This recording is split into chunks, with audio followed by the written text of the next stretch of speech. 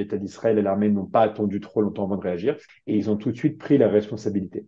Et ça, c'est quelque chose d'important pour un État démocratique comme l'État d'Israël, pour un État de droit comme l'État d'Israël, pour une armée comme Tsahal, de montrer que il peut y avoir des incidents et que l'armée ne le cache pas et que l'armée dit on est désolé, ça a eu lieu, on fait une enquête pour savoir pourquoi ça a eu lieu, comment ça a eu lieu, on en assume les conséquences. Je trouve que c'est à l'honneur de l'État d'Israël, que c'est à l'honneur de Tsahal de montrer que on sait aussi reconnaître nos erreurs, même lorsqu'elles sont tragiques.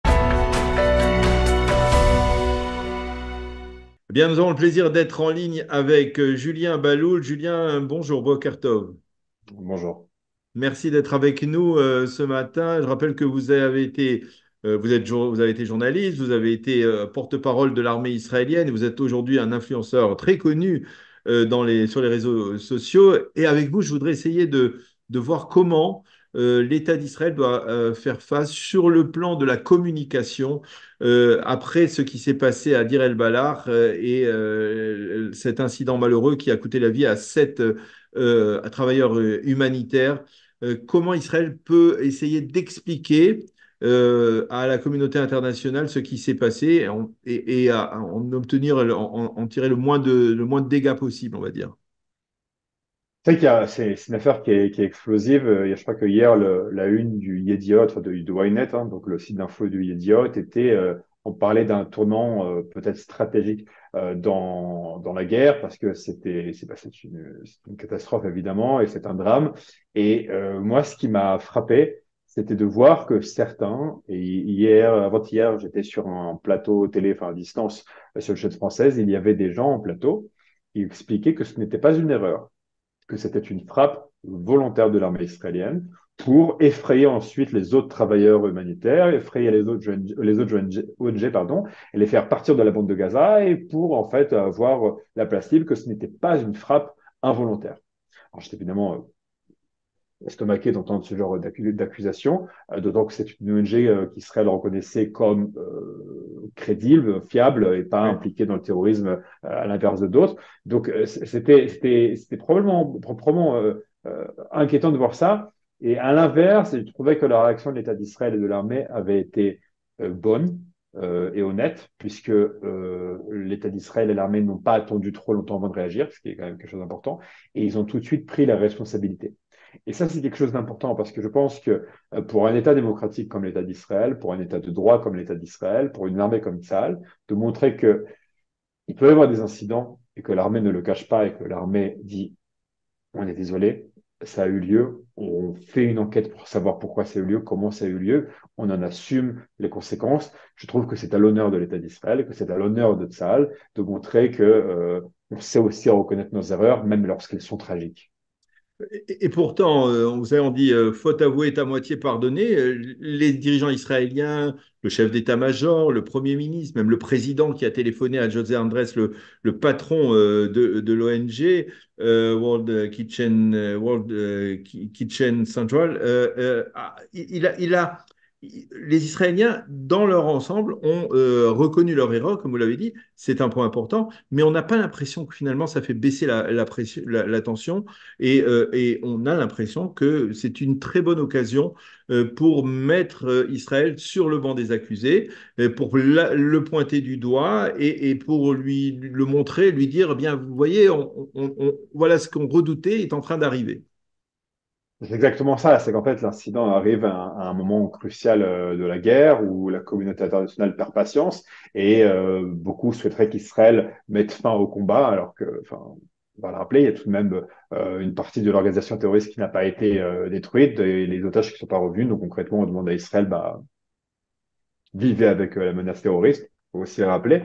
Mais clairement, c'est que euh, c'est euh, c'est l'incident qui arrive à un timing encore plus problématique pour l'État d'Israël, puisque finalement, tous ceux qui veulent accuser Israël d'être responsable d'un drame humanitaire dans la bande de Gaza peuvent se servir de cet incident pour dire, bah, vous voyez, c'est précisément ce qui se passe.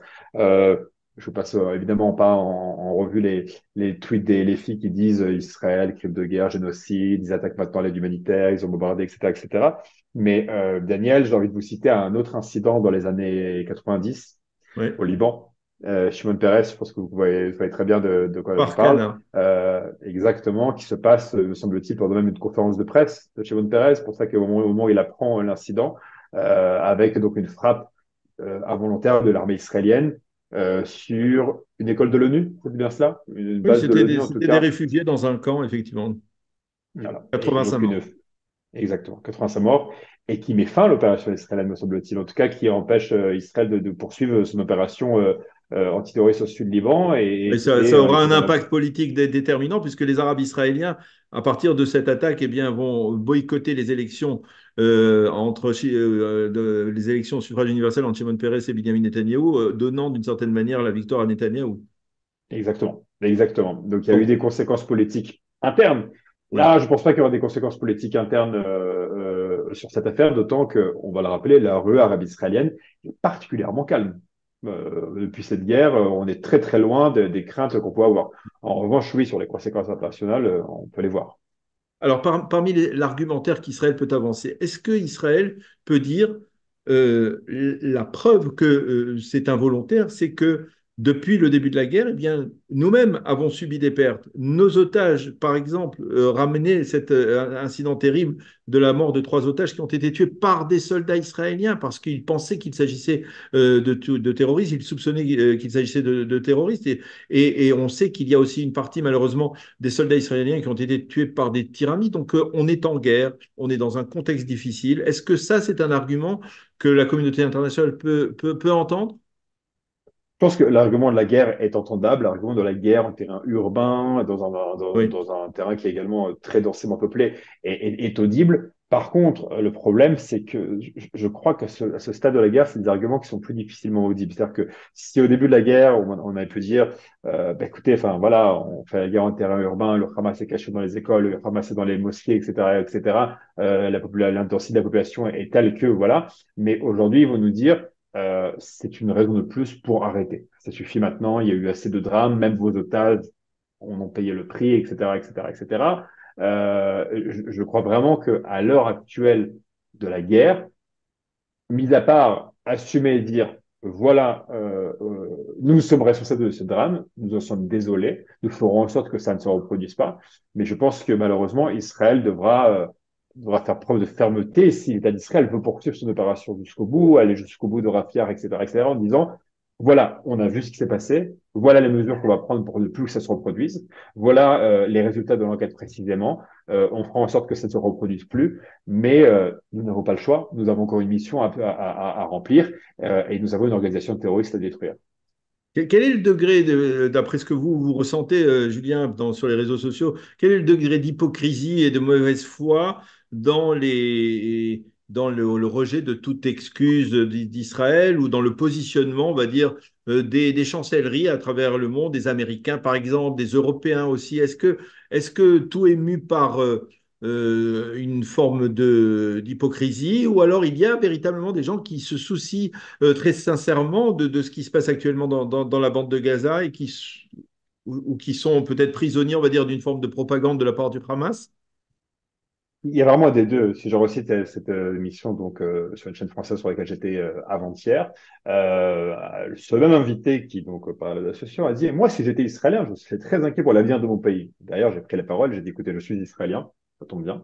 Je suis inquiet, en effet, mais je suis inquiet pour l'avenir sécuritaire de mes enfants parce qu'il y a encore une organisation terroriste qui peut mener un pogrom à nos frontières. Donc, il ne faut pas tout mélanger. Donc, toutes ces personnes qui, vous savez, la une de ce journal avec marqué Israël seul, je crois que c'est The Economist, il me semble-t-il, qui a fait cette une, on voit Israël seul, Israël isolé, Israël seul. Monsieur Malbruno du Figaro qui a écrit il faut sauver Israël de cette fuite en avant. Cette cette fausse préoccupation de certains pour nos vies, pour notre sort, pour notre futur, j'ai envie de dire, on aurait préféré qu'ils se soucient de nous pour ne pas que le 7 octobre arrive. Ou alors, s'ils veulent vraiment se prouver qu'ils se soucient de nous, qu'ils nous soutiennent dans la destruction du Hamas. J'ai envie de dire également que toutes les grandes déclarations d'intention, toutes les grandes promesses n'ont jamais permis d'éviter le moindre attentat ou n'ont jamais détourné de sa trajectoire la moindre requête. On rappelle aux Européens qu'au retrait de Gaza en 2005, les Européens avaient mis une force d'observation, notamment à la frontière entre la bande de Gaza et l'Égypte, et au premier tir entre le Fatah et le Hamas, ils se sont barrés. Donc toutes ces grandes déclarations d'intention, c'est très dur dans cette période, mais il faut se souvenir que toutes ces grandes déclarations d'intention, tous ces gens qui se prétendent se préoccuper, ils seront pas là demain. Ils seront pas là demain pour assurer notre sécurité, ils seront pas là demain pour faire face au Hamas, etc., etc. Et maintenant, pour ceux qui se préoccupent vraiment de la bande de Gaza, parce que c'était ça aussi votre question, euh, je pense que ceux qui se préoccupent de la bande de Gaza comprennent avant tout la carte, les cartes globales, si vous voulez, de la région, avec le Hamas, l'influence des uns et des autres.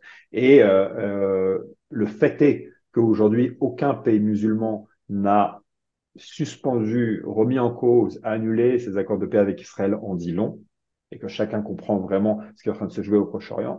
Et je pense que tous ceux qui prétendent se préoccuper des Palestiniens devaient se rappeler qu'ils ont été bien silencieux pendant 17 ans de dictature islamiste lorsque les Palestiniens, femmes, chrétiens, homosexuels, etc., etc., étaient persécutés. Une dernière question, en faisant une sorte de petit zoom out. Est-ce que vous pensez que des témoignages comme par exemple celui d'Amit Soussana, cette jeune femme courageuse qui est revenue des prisons du Hamas et qui a été violée en détention, est-ce que vous pensez que ce témoignage a une chance d'être entendu aujourd'hui dans la communauté internationale ou finalement cette communauté elle a totalement basculé en défaveur d'Israël, en faveur on va dire, des victimes palestiniennes, civiles palestiniens? Je pense que c'est un témoignage qui est extrêmement important. Je pense que ceux qui nous détestent, de toute façon, ne l'écouteront pas, mais je pense que ceux qui veulent l'entendre doivent l'entendre. Euh, c'est une honte, le manque de couverture des crimes sexuels du Hamas. C'est une honte, l'absence de solidarité des mouvements soi-disant féministes d'Europe face à ce qui s'est passé. Et si je pense qu'elle était extrêmement courageuse de parler et c'était extrêmement important qu'elle le fasse. Et je pense que c'est un témoignage pour l'histoire. Eh bien, Julien Baloul, merci beaucoup d'avoir accepté de Merci répondre Daniel. à nos questions sur Radio Calita. Merci d'avoir été avec nous. Bonne journée, à bientôt. Merci aussi.